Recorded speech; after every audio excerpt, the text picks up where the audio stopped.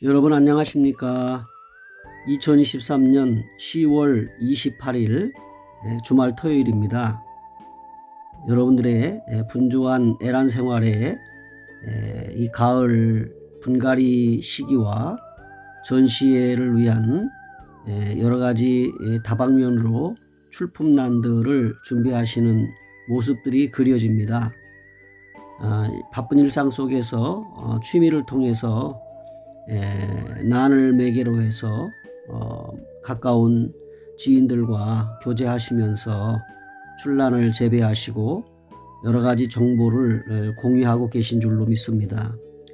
오늘 저는 한국 자생출란에 있어서 특별히 기본적인 출란의 모습이라고 할 수 있는 화형에 대한 소심에 대해서 그 대표적인 순소심인 종소심 또는 종가소 소심에 대해서 영상을 올려드리고 지금 제가 재배하고 있는 영상의 난과 같이 꽃을 달아서 올라오고 있는 시점에서 소심에 대한 이에 관련된 말씀을 몇 가지 드려보려고 합니다.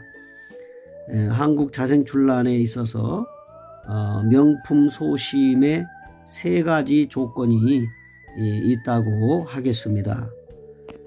그 첫째가 화형이고, 둘째가 진청이고, 셋째가 청경입니다. 첫 번째 화형에 있어서 주부판, 꽃의 제일 상단에 있는 것이 주판이고요. 양쪽 손, 양팔과 같이 있는 것이 부판이고, 정중앙에 있는 녹색의 그 꽃잎이 봉심입니다. 이 주부판과 봉심의 꽃잎의 형태, 즉 화형이 상당히 난초의 귀품의 가치를 평가하는데 상당히 소중한 중요한 그런 이 출란의 모습이라고 하겠습니다. 이 화형에 있어서 특별히 강조하고 싶은 것은 주부판이 원판이나 두화의 형태를 갖출 때에 귀품으로 인정을 받을 수가 있는데 특별히 이 봉심으로 볼 때에 봉심의 세 가지 형태가 있습니다. 꽃잎의 가장 중앙에 있는 설판 위에 있는 그 두 꽃잎의 이 모양입니다. 이 모양으로 봤을 때 가장 그 명품의 위에 있는 것이 핫배입니다. 핫배.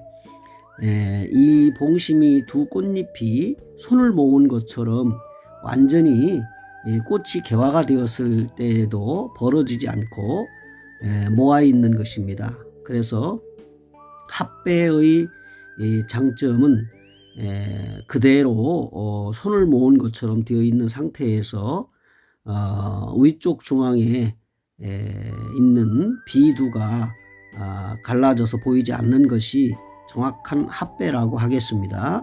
핫배의 그 모습인 것입니다. 두 번째는 봉심의 앞쪽이 그 모아져 있는 벌어지지 않은 상태이면서도 봉심의 가운데가 약간 벌어짐으로 인해서 속에 있는 설판의 안쪽에 봉심이 벌어져서 비두가 보이는 상태, 이것을 반합배라고 합니다. 그 다음에 이제 봉심이 잎 앞쪽에서부터 뒤쪽까지 벌어지는 것입니다. 그래서 완전히 그 설판의 모습이 드러내 보여지는 것이지요. 이것을 분소라고 합니다. 봉심이 벌어졌다고 해서 분소라고 합니다. 그래서 가장 그 명품의 위에 있는 것이 핫배이고, 그 다음에가 이제 아래쪽으로 반합배이고, 그 다음에 가장 보기 좋지 않은 것이 분소입니다.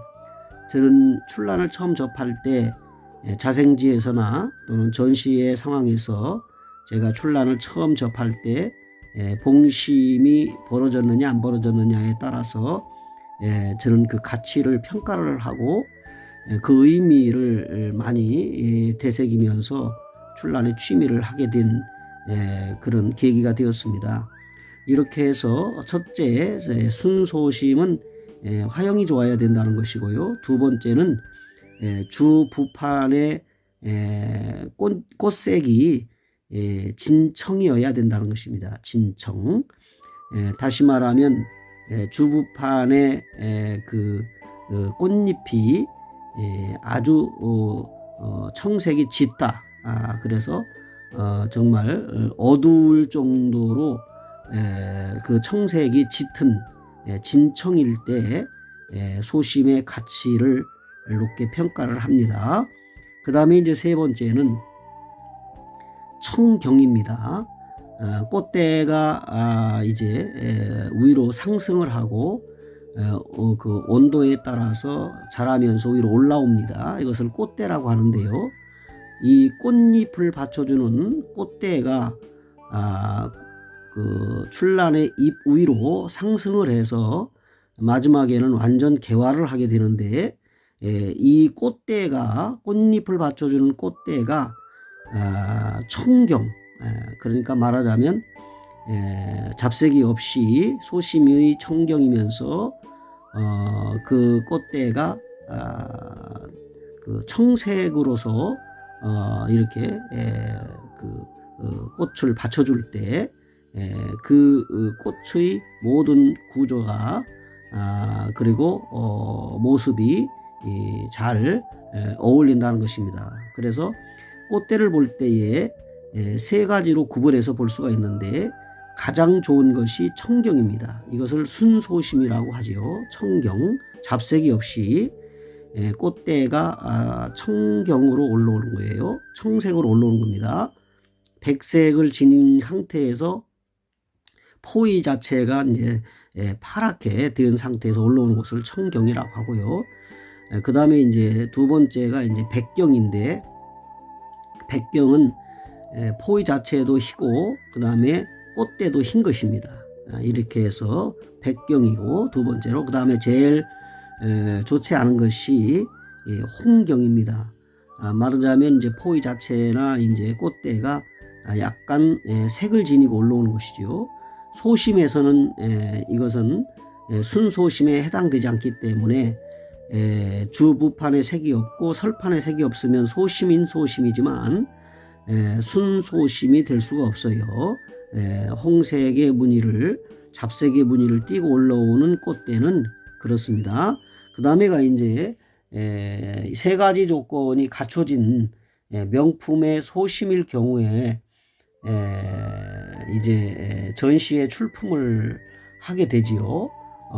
왜냐하면은 여러 가지 명품의 조건을 갖췄기 때문에 꽃대 2대 이상, 그리고 이제 그 출란의 잎이 3촉 이상 되었을 때 전시에 출품 가능한 그런 조건이 되겠습니다. 이런 상태에서 또 한 가지 제가 곁들여 말씀드리고 싶은 거는 전시를 위한 작품성을 얘기하는 것이죠. 작품성. 모든 사람이 이 전시장에서 그 꽃을 보았을 때, 그 출란을 전체적으로 잎과 꽃을 보았을 때 어떤 상태가 가장 가치가 있고 볼만한 가치가 있고 작품성이 있는가 하는 것입니다. 제가 앞에서 말씀을 드린 대로 세 가지 조건이 갖춰진 거지요. 화형과 진청과 청경, 이 세 가지 조건이 갖춰졌을 때 전시에 출품을 하게 되는데 꽃을 받쳐주는 잎이 중요합니다. 그래서 구도 자체가 이제 그 작품성으로 볼 때 그렇습니다. 꽃을 받쳐주는 잎이 중이엽의 두텁고 그 다음에 그 광엽으로부터 시작해가지고 중엽까지 환엽이면서 약 15cm 이상, 25cm 미만이 좋은 것 같고요. 그 다음에 꽃대는 잎보다는 제일 높은 잎보다는 약 꽃대가 5cm에서 10cm 정도 더 커 올라왔을 때 바라보는 관상미가 있다 하겠습니다. 오늘은 여기까지 출란에 대한 소심에 대해 말씀을 드렸습니다. 감사합니다.